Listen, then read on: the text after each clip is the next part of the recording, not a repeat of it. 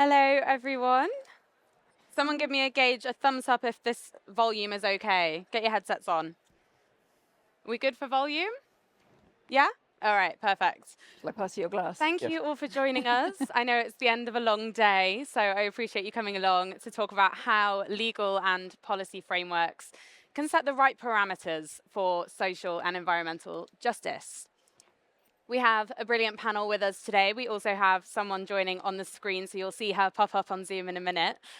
But before we start, if you'll indulge me for a second, I would love to just open with a meditation. You know, we're in the middle of a busy conference, there's a lot going on.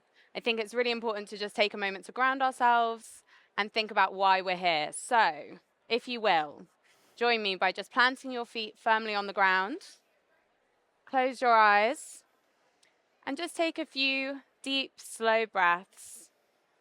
Just take a minute to really calm yourself, become present in your body, think about where you are. And if you will, just think for a minute about why you do this work.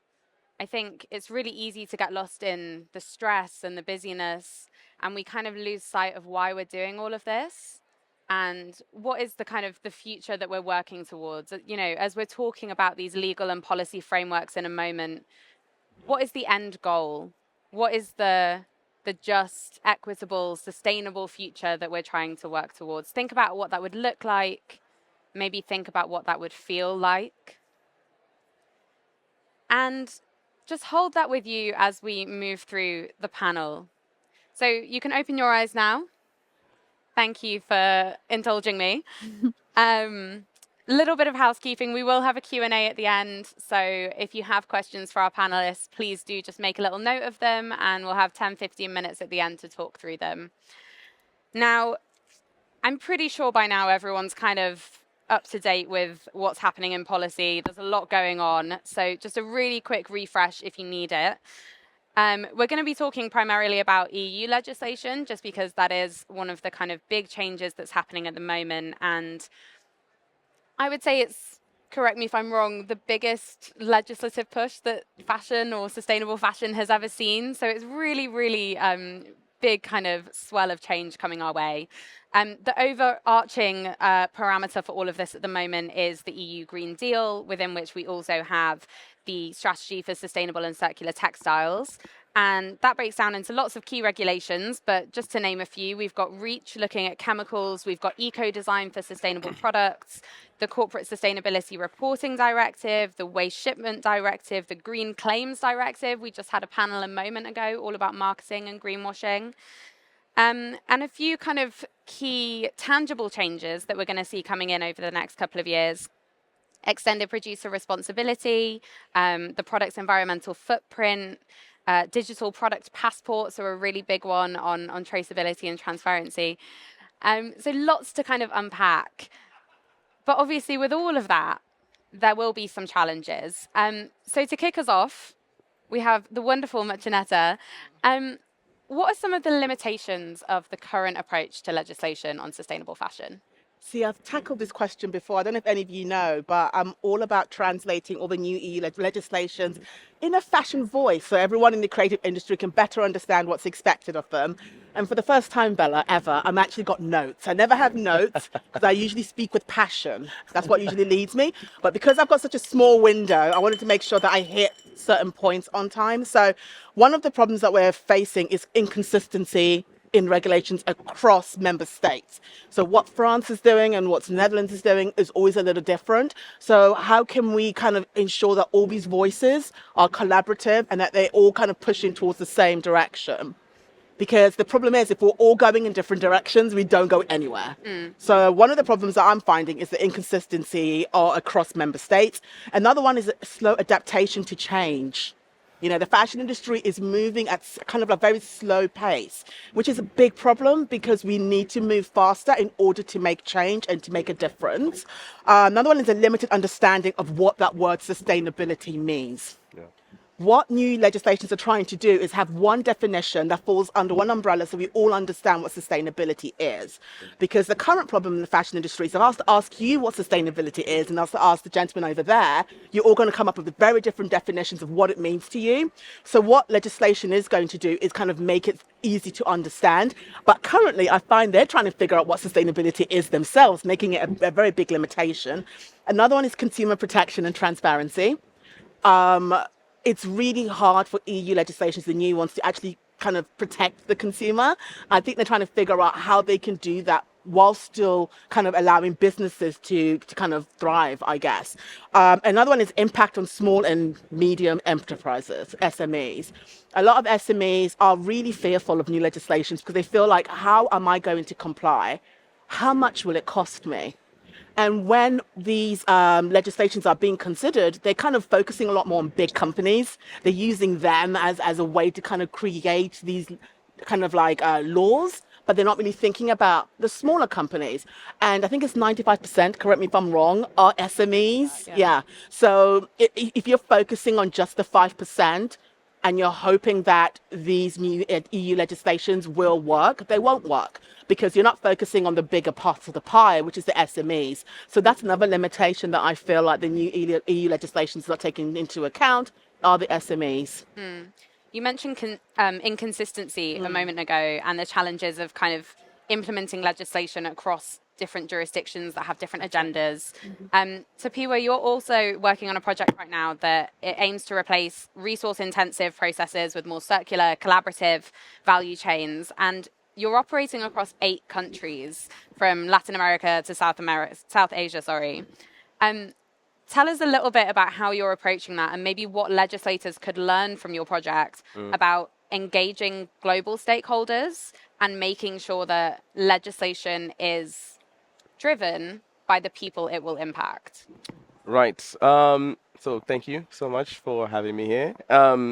So this project that you mentioned, it's actually part of an integrated program that we're working with. And the integrated program is made up of 8 country projects, as you mentioned. There are 4 in Latin America and the Caribbean and 4 in the Asia Pacific region.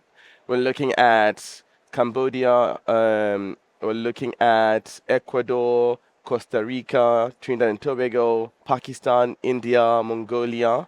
And these projects are going to be looking at either the fashion or construction value chains. Majority of them are looking at fashion, so that is the approach we're taking. And we're trying to trigger transformational change in the value chains, moving towards moving away from resource-intensive processes, trying to cut out the use of hazardous chemicals in these processes, and to try and trigger more circular value chains that are interactive and really have inputs from all the actors who are across the value chain on this. And it's important to look at these countries that we're working with because if I take India and Cambodia and Pakistan, they're some of the largest exporters to textiles and fashion globally. And what interests them is not necessarily the same as what interests other countries. So in terms of this integrated program, our Ecuador and Peru projects are more interested in, well, one of their main interests is in the use of agrochemicals in producing the fibers, and they're trying to cut out the use of highly hazardous pesticides or harmful agrochemicals from that. So the focus of the countries can be very different, but they're impacted by the legislation that's coming from the EU. And one thing that needs to be at least embedded or considered in these policy discussions and policy narratives is the situations of these sourcing countries, these exporting countries, because they are affected by the decisions that happen here. And I think that should at least be part of the consideration when these are coming through. And if we can have a platform or a table wherein there's discussion happening with some of these affected people involved, that could be beneficial across the board. So one of the things that our global project is trying to do, and that's the project I've been working on, developing this global component for this integrated program, is to connect the 8 country projects under our integrated program amongst themselves, so they're talking amongst each other about the policies that they're working on, the activities that they're doing, and they cross-pollinate ideas, but also to connect with activities and to connect with information that is coming from outside the integrated program. There's no way we're going to have transformational change if we work in the silo of 8 countries. We want to connect more broadly than that. And hopefully, this creates a channel for collaboration, not just within these project countries, but also with legislators and with other stakeholders who are outside of our integrated program. So in this global project, our interest, and I love that Muchaneta mentioned this earlier, our interests are mostly on knowledge and collaboration and that kind of interaction. And we're looking at supply chain transparency, traceability. It's very important. We've got policy, legal frameworks, and enforcement as a key area for us, and also trying to push for more innovative, sustainable products. So there's also an interest there in supply chain transparency.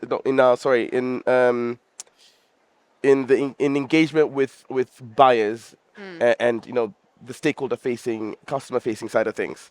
So ultimately, our integrated program, there's a policy coherence arm for it, and the activities that each of the country projects are going to have, they will have policy coherence embedded into the activities. So, yeah. We're going to, tech allowing, come to Neesha-Ann now, who is somewhere on Zoom. I don't know if we can put her up. There she is. Hi, Neesha. A lot of the work that you do with the OR Foundation is around highlighting the kind of lived reality of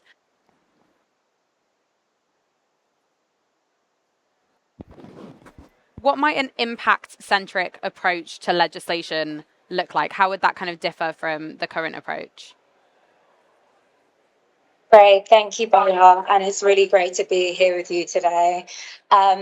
I think, first of all, let me just start by explaining who the OR Foundation are. So I am joining you here from our offices here in Ghana, where we are a not-for-profit that works at the intersection of education, environmental justice, and fashion innovation, seeking to catalyze a justice-led circular economy. And I hope that will become very clear what that means as I answer this question. And I think, Bella, it's really important what you really messaged here, because I think one of the aspects or challenges with policy is that we don't really consider the impact from the onset, I would say. And I'd probably even extend that to say we probably need to bring more of the humanity back into policy as we are designing these. From the outset of the EU strategy for sustainable and circular textiles, one of the key things that they've explicitly said is that they want to look at the entire life cycle of textile products with a vision for producers to take responsibility of their products along the entire value chain. So in the first instance, you need to really understand what is happening at each level of the value chain to make that happen. And typically, traditionally, why we are in this situation that we are in right now with textile waste, or rather the linear economy, is the fact that there isn't much visibility or awareness at the policymaker stage of what really happens to clothing once it reaches end of life after consumers have finished utilizing it.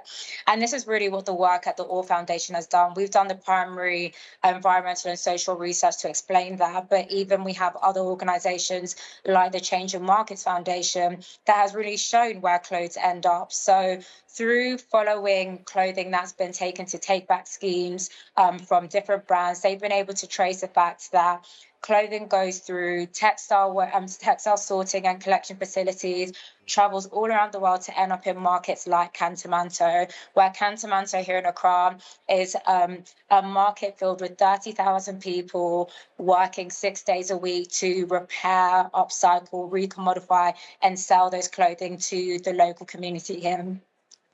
That in itself really hinges on what sustainability is. It hinges on what the circular economy and the vision that the EU is trying to let live. So we can actually see and utilize the Cantamanto market as an example of what the reuse economy we're trying to bring to light looks like.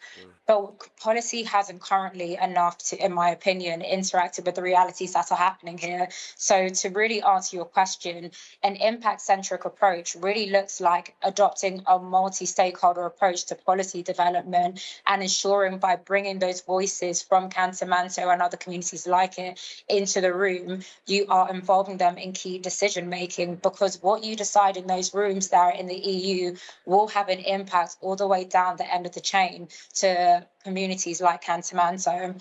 So I'll use the example of the extended producer responsibility to really understand what an impact-centric approach could be like, because the All Foundation have really done the research to understand really what needs to happen with the extended producer responsibility. Extended producer responsibility meaning that producers will be responsible for clothing all the way to end of life. And end of life happens here in communities like Cantamanto. So to make extended producer responsibility effective, taking a multi-stakeholder approach, it would be ensuring that the EPR fee, the fee that is paid by brands, you've been able to internalize the true cost of waste management, which means the costs that are happening here on the ground in communities like Cantamanto, and ensuring that that policy is globally accountable, which means that the resources need to move along with the clothes to really the communities that are bearing the brunt and dealing with the adverse impacts of textile waste, which is happening not in the EU, but in countries like Ghana. And finally, when we think about really what is true sustainability, extended producer responsibility is actually a transitional policy. It's one that's really trying to incentivize behaviors through the EPR fee to make more sustainable choices, whether that's more environmentally smarter and preferred materials, but also there is the opportunity there to further catalyze the sustainable ecosystem that we want to see throughout the fashion industry, which essentially to us hinges on overproduction. Right now, one of the things we are calling for as part of that EPR to consider is to make disclosure on production volumes transparent, so we can really understand where the overproduction is coming from, to incentivize clothing to come down by at least 40% over the next 5 years. So having an impact-centric approach really looks at including all stakeholders across the value chain and really bringing them at the forefront of these decision makings, as they'll be able to tell you what are the behaviors and outcomes that we want this policy to achieve, and be able to inform you on the real world or real lived impacts of communities like Cantamanto. Thank you. I think, yeah, your final point about, we actually need to legislate on production volumes. I've asked the EU before whether they ever would. Even just, making it mandatory to disclose production volumes, they said it was far too much of a market intervention and they would never do it. So I think there are also limitations on legislation from that perspective, that I think legislators are trying to work with the market, and, you've got to consider that a lot of the companies they're trying to legislate are incredibly powerful and can kick up a stink. That's true. This is politics after all. Jojo, I want to come to you now, because a lot of the work that you're doing is obviously around creating a sort of global umbrella parameter for legislation. Can you tell us a little bit more about the behind the scenes process of creating globally unified policy? How do we make sure that countries are moving in the same direction, roughly, so that we're not just adding more barriers to progress? I think this is a great question. And with what we're doing, Stop Ecocide International, we are kind of propelling the conversation around a kind of what you could almost think of as a safety rail that goes around the outside of economic activity. In other words, what we're aiming to push at the international level, as well as the national and regional level, is the criminalization of the worst harms to nature, and we call that ecocide. And that's a word that's getting a lot more traction these days, as this kind of sense of it's those worst damages to nature. So to come back to some of the points that have been brought up already, this law is extremely unlikely to affect SMEs, for example, because what we're looking at here are really severe damages and harms. Whether that's in the fossil fuel industry, we could look at sort of oil spills that could have been prevented. We could be looking at deforestation on a mass level. We could be looking at agricultural pollution, and some of these things obviously then connect in with the fashion industry because it has such a broad range of materials. Just going to stop you. You might need to just lift your mic a little bit. It seems to have fallen off your ear. Yeah. Okay. Did anyone miss that last point? You might need to repeat your last point as well, if that's okay. Sorry, I'm just going to hold it. Can everybody hear me okay? I think we've got a handheld for you there. Oh, okay. There we go. Okay. Thank you. You might Sorry. need to just repeat your last point, but go ahead. Yeah, so effectively what we're aiming to drive at the legislative level is the criminalisation of the worst harms to nature. Now, there are so many environmental laws in place, and of course, as we've just heard, the sort of complex range that are coming in that relate to the fashion industry. But what perhaps has never really been focused on as a culture as a whole is our connection to nature, our separation from nature that we have deeply built into our economic system, which means that at the very basic level of those worst harms, we don't have a protective law in place, and that's what we work on. And so, in terms of small and medium enterprises, this is probably not something that those kinds of companies will need to worry about. It's something that is aimed at those who effectively are preventing the sustainability leaders from really becoming the market leaders that they should be. Because what happens at the moment is that severe harms to nature are often externalized, and the costs of those are externalized, and there are no legislative parameters in place to prevent those worst harms in most of the world. And just to give an example of how this potentially works and creates a level of coherence, one of the biggest milestones in our work has been the emergence of an international definition of ecocide, which is literally one sentence long. So with your indulgence, I'll go through it. It's ecocide means unlawful or wanton acts committed with knowledge that there's a substantial likelihood of severe and either widespread or long-term damage to the environment being caused by those acts. Now, at the level of international criminal law, that will be familiar to lawyers, but it's also quite straightforward for the layperson to understand. And in a sense, what we're saying is, whatever we should do, we kind of know what we shouldn't do, because we need to be able to continue to exist, not just sustainably, but ultimately to thrive on a planet in harmony with the living world that sustains us. And unless we put something in place that is very foundational at that level, and says that, if the harms go beyond a certain level, they absolutely are, they're actually crimes. What that does is reinforce the way that people think about environmental legislation. So I'll just finish by saying that, a board of directors is going to approach its environmental obligations in a very different way if it knows that if it fails to adhere to those obligations and actually threatens severe harm as a result, that there could be criminal implications. Now, that being the case, because most severe harms are ultimately created at the corporate level, sometimes at the government level, but often at the corporate level, that has a double level of deterrence. Because as a C-suite executive, if you have to think about this, you have to think about the decisions that are going to go right down that supply chain, and they might create that severe level of harm. You're looking at personal reputation, personal freedom, but you're also, of course, as a consequence, looking at the reputation and value of your company. Yeah. So it feels like one of those kind of essential pieces that will help to guide decision-making. This is not ultimately about punishment, it's about deterrence. I just want to reinforce as well a point that you made a minute ago, that legislation is the floor, not the ceiling. And I think we sometimes lose sight of that as businesses are scrambling to comply, that what they're scrambling to comply with is the bare minimum. This is really not it's not about thriving yet. This is just about surviving. But I want to just come back for a minute, because you spoke then about environmental law, but this panel is about environmental and social justice. And one of the criticisms against the EU legislation that's coming in is to what extent it allows for a just transition. So to what extent it allows for nobody to be left behind as we move towards a net zero industry.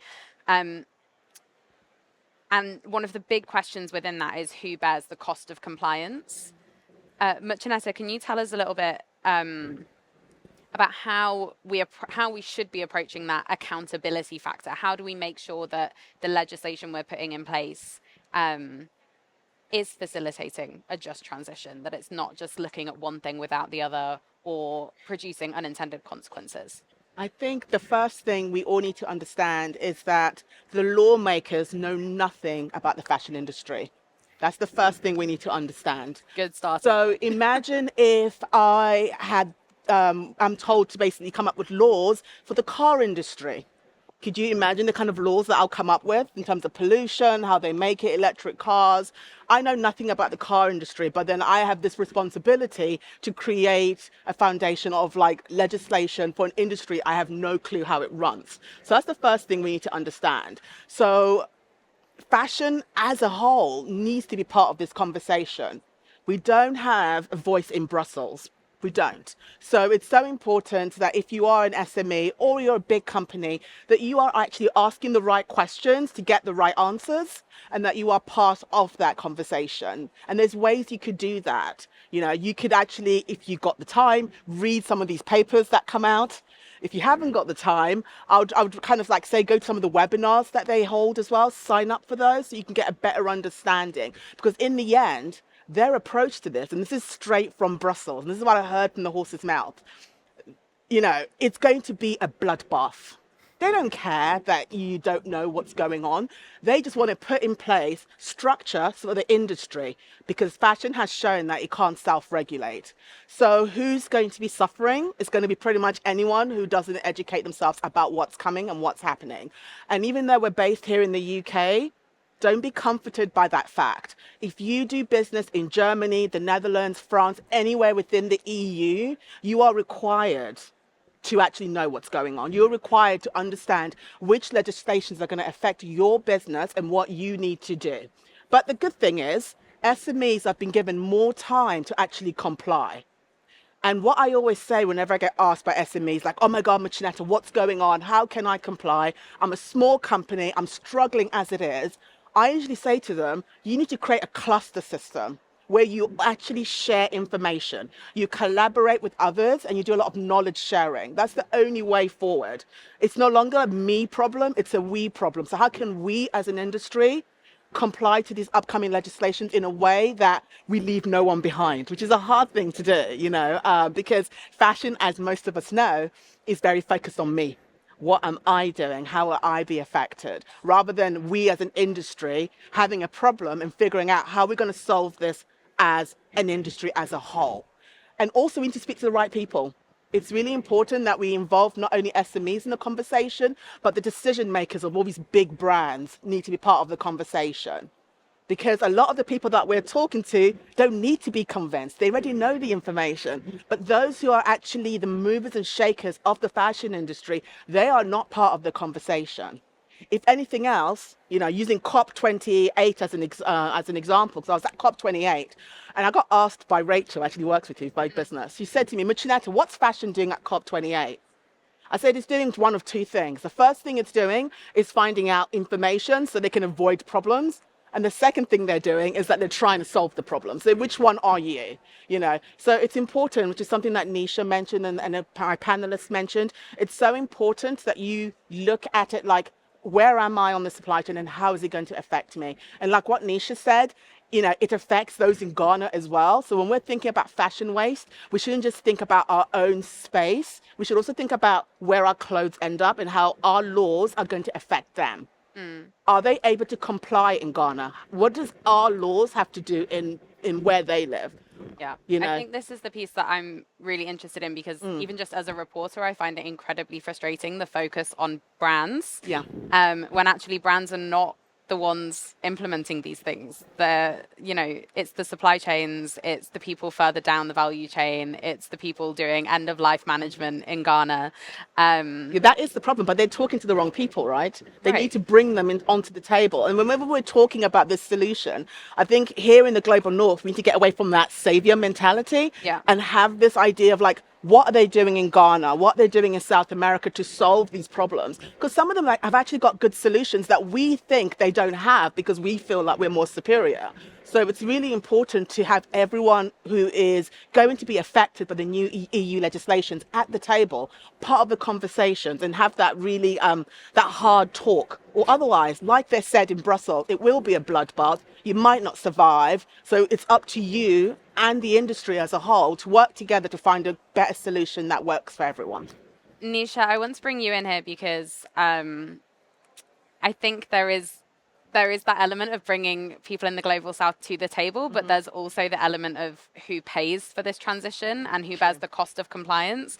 And I think often brands try to externalize and say, well, it's the suppliers that need to be compliant, so the suppliers need to pay for it. But the suppliers have incredibly squeezed margins because of the brands. So Neesha, can you tell us a little bit more about just transition from your perspective? How do we kind of make sure that not only the right people are part of the conversation, but that the responsibility of compliance is shared in a just and equitable way? Thank you, Bella. And I actually just want to start by, really saying that the points raised by Muchaneta are really important, because there are solutions happening here. And it's really about ensuring that the Cantamanto community are really giving the resources or the mechanisms to thrive on what that's happening here. Because to your point, Bella, at the end of the day, the Cantamanto community have currently no control over what flows in, right? We receive 15 million garments every week from countries across the world, including the EU, that flow into the market. However, when you open a bale of clothing, on average, we have found that 40% of that actually is waste, and that cannot be sold on. So then what do you do with that? Where does that go? In a country where waste management is critically under-resourced, we are finding that those are being either burned out into the open. The landfills currently cannot manage all of that waste, so then they'll end up on beaches, which then adds to microfiber pollution. So we are seeing challenges on both an environmental and social level over something that the community have no control over. This is really where the importance of globally accountable EPR lands, because we've already kind of discussed the element that producers should be responsible for the products that they make going across the entire value chain. And we do understand that there needs to be support on that. But then at the moment, the Cantamanto community are challenged or burdened with the additional waste that comes in through the secondhand clothing trade, which they have no control over. So that's really the first point that I wanted to make on that element. I do think it is really important that as we are talking about policy, and we all know that, this isn't the only topic within environmental policy, within legislation that we're discussing. The EU policy has a whole merit of other legislations that they are challenged to also uniquely balance their resources with. This is really where policy needs to learn. It needs to bring everybody into the conversation. They need to be able to take stock from policies that have been implemented to say, okay, where are we? How have we learned from this? What are the outcomes that are happening? What are the behaviors we're incentivizing? What is critically under-resourced? What is being financed? Who isn't paying for the externalities that they are causing? And this, again, needs to take the multi-stakeholder approach. And to a point Muchaneta made earlier about the need to being able to adapt to change, it's not just the brands that need to adapt. It's not just suppliers that need to adapt, but policy also needs to adapt to whether it's being effective to deal with the challenges, or whether it's working for all communities along that entire value chain. From the stance that I will take on this, essentially, the Cantamanto community have been burdened by the impacts across the entire value chain. And from that perspective, this is where brands, again, with the support of policymakers, will be incentivized to be able to move to more sustainable models. But this will take time. There is no one-size-fits-all answer when it comes to the challenge of resources, but the burden no more should be on the communities like Cantamanto, which can be relieved through globally accountable EPR. As you said, there is no one-size-fits-all. Tapiwa, can you tell us a little bit, having worked across different countries and maybe, looking at the UN Sustainable Development Goals, which is probably the most comprehensive framework that we have for defining environmental and social justice. How does sustainability differ in different contexts? And when we're looking at implementing legislation in different contexts, how does that pose a challenge? How do we kind of deal with those differences in a useful, productive way? Yeah, well, I'll start off by saying, our integrated program is really in its in its birth, in its infancy. So this integrated program, the country projects are in the finalization stages. My global project has recently been approved, so we're going to start implementing very soon. And it's going to be running over the next 7 years. So we have not yet started on the groundwork, and it's going to take some time for the countries to really start implementing what it is they want to do. But as you said, the SDGs are quite a comprehensive framework that we have over here, and we are approaching things from a chemicals lens, from a materials lens, from a solutions lens. And when you look at the SDGs in that perspective, you find that your solutions are not just touching on one SDG, you're actually touching on multiple at the same time. So if I just think across the integrated program, we are touching on no poverty, we are touching on zero hunger, we are touching on health, we're touching on sanitation and clean water, we're touching on gender. There's sustainable, responsible consumption and production, and that's a big one, obviously, when you're looking at fashion. But you also have implications on climate action, implications on life below water, life on land. So it's really a breadth. And if you start trying to map your SDGs to your activities, that's a whole exercise in itself. But yes, so we have 8 different countries, and they're all taking different approaches. I'm not going to go through each and every single one of them, but if I think of Ecuador and Malaysia, they're looking at bringing in policy coherence by working with multiple ministries together to bring in different technical standards. And that's going to be an approach towards cleaner production methods and towards encouraging circularity in their business models. And then if I look at Peru, they're looking to revise or develop policy projects also on cleaner production and on circular business models. Whereas in Pakistan, they're more interested in doing a gap analysis first, and then using that to make policy recommendations that will enable or facilitate the inclusion or adoption of banana fibers into their markets. So their approach is going to end up being slightly different. But the idea is that the approach taken by one country might actually be useful or help inform the approach that another country might take. Or if it doesn't work out, then we learn something from that as well, right? Cambodia, they've expressed interest in looking at tax incentives for the fashion industry and at revising their cleaner production regulations. So there is some overlap in areas of work, but in the specificities of what they're going to do, there's variety there. We're coming to the end of our time, so Jojo, I just want to come to you finally to wrap us up. Just tell us a little bit more about how Stop Ecocide could sort of bring in all of the points that we've been talking about. Why would that be such a good sort of foundation for a just transition, for a multi-stakeholder approach? I think I would add to a just transition a safe transition. Yep. And I think that's one of the really important aspects about ensuring that the worst harms don't take place. But I think also, and it's very appropriate in this conference where we're seeing so many different kinds of solutions on display, that actually one of the things that we encounter so much is that people don't know what questions are the right questions to be asking in terms of approaching solutions and even knowing to look for certain solutions. And what we've found is that when, with the framing of Ecocide law, where it simply is not saying thou shalt or shalt not do exact lists of things, but simply thou shalt not create this much harm, what that actually seems to do in practice is very interesting, because it actually throws up very specific questions.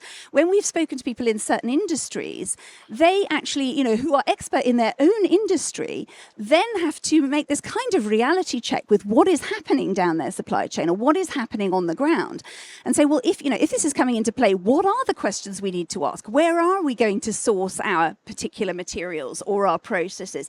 And then, of course, the questions are, what are the alternatives that are out there? And so that it does sort of push that kind of forward-looking approach as to actually examining the reality on the ground, as opposed to trying to avoid or comply with a very long list of very specific regulations. And what we would also say is that perhaps unlike Tapiwa's projects, which are very much in their infancy but kind of coming out, this is actually a much more developed conversation than most people realise. So the EU has actually just created a directive called the Environmental Crimes Directive, or Protection of the Environment Through Criminal Law. And actually, it's included dealing with conduct comparable to Ecocide.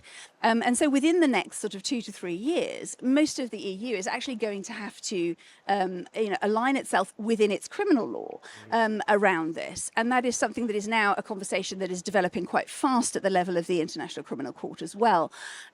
So we feel that a large part of our work is doing is alerting the world and different sectors, and very much we have a very cross-feeding approach in this, is saying, this is a direction that the world is moving in, needs to move in, because we actually do have to have a habitable planet. So we need to put those foundational parameters in place. So again, it's one of those things that is about alerting people to what's coming. So we're already well past the sort of conversation about, is this necessary, is it a good idea? No, it's necessary, it's coming. It's a question of how is this then going to impact or reflect on or create the right questions within a given industry. Amazing. Thank you to all of our panelists. If you stick around for a minute, we're going to take some questions from the audience. So I think we have some roving mics. Just stick your hand up. Yeah, we've got one here. Hi, good afternoon. I'm actually from Trinidad and Tobago, the country that you mentioned, PIWA. So we have two sectors, the creative industry, which you know, Carnival, with 60,000 people coming in, and we also have the energy sector. It feels as though sometimes we are wooed by the companies who send us the things for a very affordable price because it may be reject quality products. And there's very loose legislation to protect us from these things. How can we enter the conversation or have access to protection like the project that you're doing? And if you have any comments on that. Yeah, Oh, can I take it now? I think that was Okay. you. Well, thank you for your question. So funny you should mention that the project that we're working on now in Trinidad and Tobago is on the carnival sector, and looking at how to improve that. So there's a lot of waste that comes from this. A lot of the costumes and materials that are made from this end up being single use. There's a lot of stuff beyond just the fashion, but the organization of the festival, of the festivities that is being looked into in our project. So that is our project that is more on the consumer side of things. And very much there's going to be a policy aspect under that as well. So yeah, thank you so much for your question. Anyone else? Yep. Go on here. Hello. Thank you. That was really, really interesting. I'm kind of interested, I suppose, and maybe this has been covered in other talks as well, but what is the consumer's role in all of this? Because there's policy being made for production, for industry, and then at the end streams as well. But it strikes me that the consumer is kind of being left alone to just mindlessly trash the planet and buy crap stuff. So where is their responsibility in all of this? I mean, you want to take it? No, I was just going to add that the consumer is taken into consideration. If you think about greenwashing, they are kind of putting legislation in place for brands to be responsible in terms of the information that they give consumers, so consumers can make good decisions when it comes to what they buy. So if for example, you buy a top and it says on there, not recyclable, you scan with your phone and it says this cannot be recycled, or it says this can be recycled and this is how you do it, then you most likely make a decision based on that. Like, oh, I'd rather buy something I can recycle, or I'd rather buy something made of certain materials. I'd rather buy, this is the kind of information that they're trying to make brands provide for consumers, so your decisions are more well informed. The problem with us today as consumers is that we don't know anything. I couldn't tell you what this jacket was made out of. I couldn't tell you if this jacket's recyclable. So what this legislation is going to do is ensure that I am aware what this jacket is made out of, whether it's recyclable, in order for me to make better decisions. So consumers are part of it, but I think they're focusing a lot on businesses right now because they're the ones that need to make the change more so than consumers, because if it's not available in the shop, we will not buy it. Yeah. So therefore, I feel like they need to focus a lot more on businesses and what they're doing wrong, and also hold them accountable with the information that they give us. I think you wanted to add something. Just to let you know, we have 1 minute left, so this might need to be our final question. Go on. Okay, I was just going to kind of expand on that a little bit, in that I feel it's actually been horribly unfair how consumers, or I would like to think of us as citizens, not just consumers, have somehow been landed with the responsibility to choose the right things to buy, rather than having those who are, at the production end taking responsibility for what they're producing. I mean, if I'm constrained by what I can afford, then I'm not going to necessarily even be able to make that choice with my wallet, which I would like to make, which is why these kind of outer parameter laws are so important, because it means that those at the top levels of government and industry have to take those safety, those concerns around the living world into account, so that what ends up in the choice area for consumers and citizens is actually healthier in any case.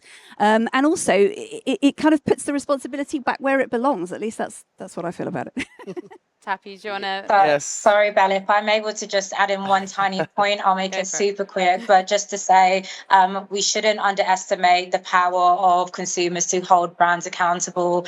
And given time is short, I'd like to invite you all to please look at our Stop Waste Colonialism website, which will give you an idea for how consumers can hold brands accountable through both our Stop Waste Colonialism campaign and our Speak Volumes campaign, calling on brands to actually publicly disclose their production volumes.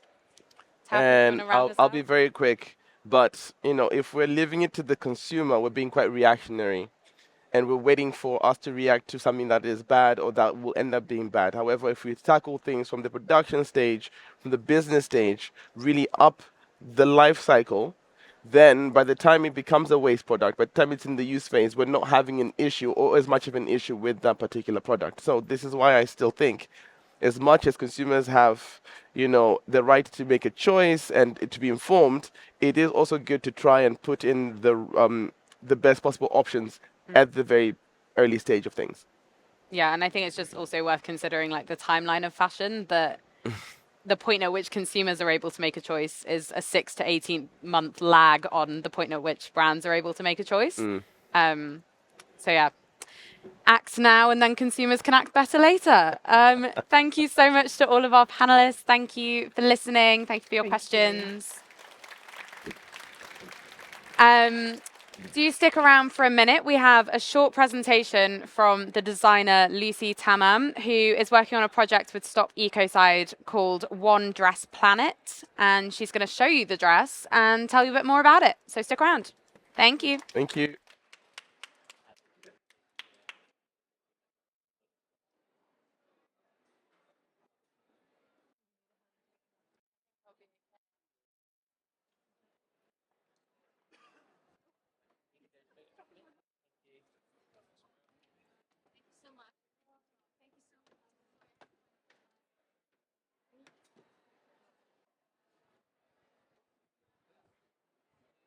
Hi, good afternoon, everyone.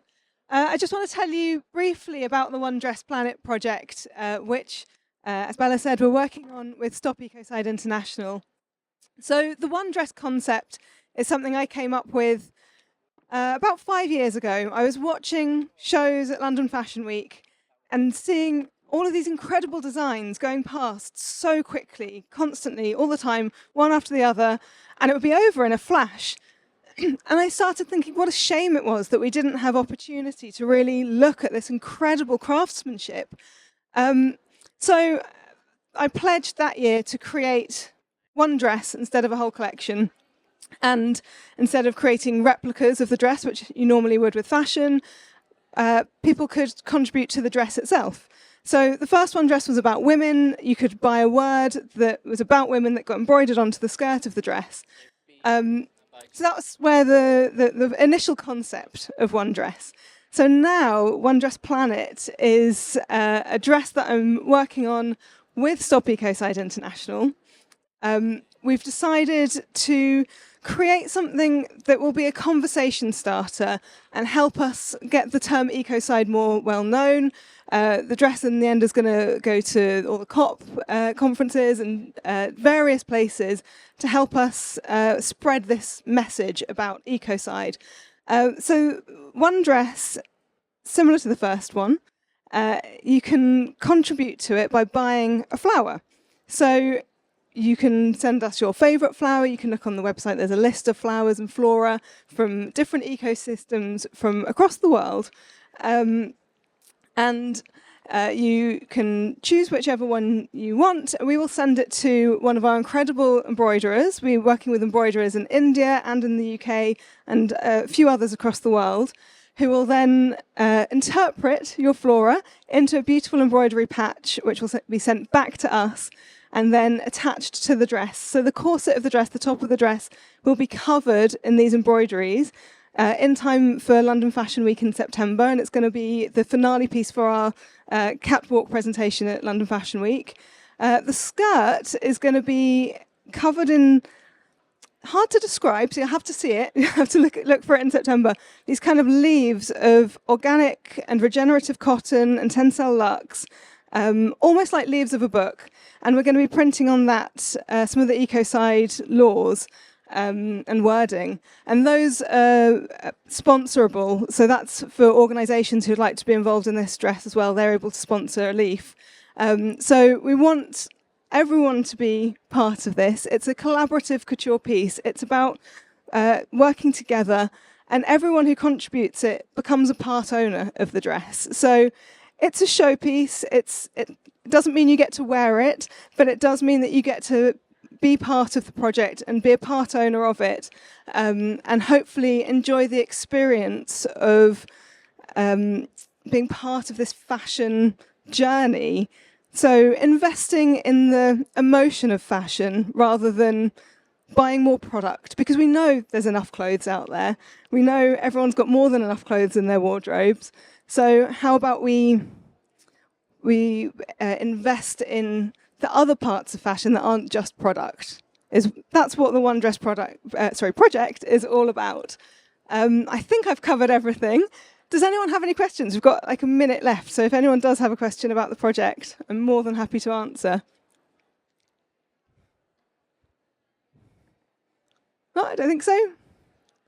Lovely. Well, I hope you like it. Please look out for it in September at London Fashion Week. And thank you very much. Thank you.